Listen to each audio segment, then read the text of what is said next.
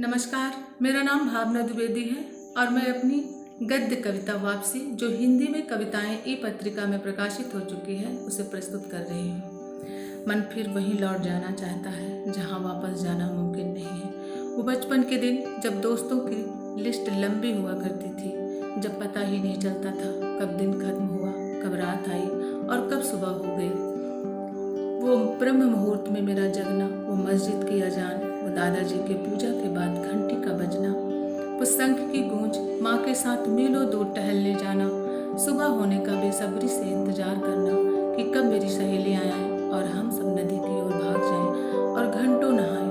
वो नदी की तेज धारों के बीच एक चट्टान जिस पर मेरा एकाधिकार था, उस पर सिर्फ वही बैठता जो पहले पहुँचता। पर मुझसे पहले कौन पहुँच सकता था, मुझसे तेज कौन दौड़ सकता था। मन फिर वहीं लौटना चाहता है जहाँ जाना अब मुमकिन नहीं।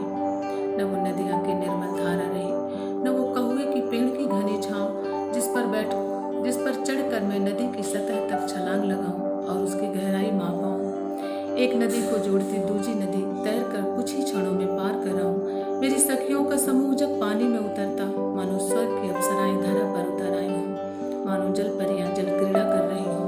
मन फिर अतीत की गहराई में डूब जाना चाहता है।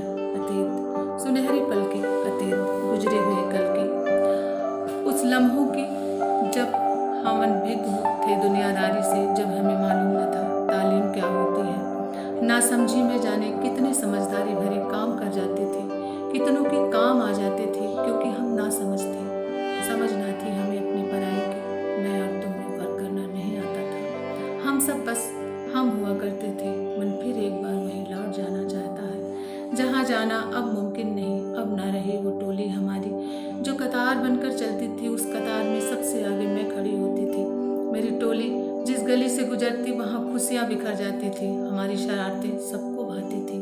खेल खेल में जाने कितने काम निपटा लेते थे, पनघट से पानी भर लाते थे, बगीचे से आम तोड़ लेते थे। कौन एक बार में कितने आम गिराएगा इस पर शर्त लगाते थे। मुझे जिताने के लिए कई बार सब जानबूझकर हार जाते थे। बरगद के हवाई जड़ में झूला झूलते हुए जब कोई छूट कर ऊपर टंग जाता तो सब एक साथ रोते थे। कड़ी परिश्रम के बाद उसे पेड़ से उतारते, फिर जश्न मनाते थे।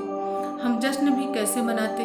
बरगद के नीचे महाकाल का मंदिर जिसमें नारियल चढ़ाते, मंत्रोच्चार होता, फिर तय होता कल कौन सा नाटक होगा। सर्वसम्मत से तय होता रामलीला या राजा हरिश्चंद्र। अब झगड़ा शुरू होता, सब सीता बनना चाहती थी, कोई शूरपंखा नहीं बनना चाहती थी, इसलिए मैं दर्शक बन जाती। हर रोज एक नया खेल खेलते, मिट्टी के घरौंदे बनाते, स्वादिष्ट खाना बनाते, पतंग उड़ाते।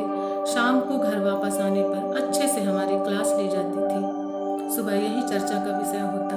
हम भी फिर दादाजी का खेल बिगाड़ते, चौसर के पासे लेकर भाग जाते, सब खूब ठहाके लगाते। मन फिर उन शरारतों को दोहराना चाहता है, पर अब बिखर गई है हमारी टोली, उठ गई मेरी सारी सखियों की डोली। फिर भी मन वही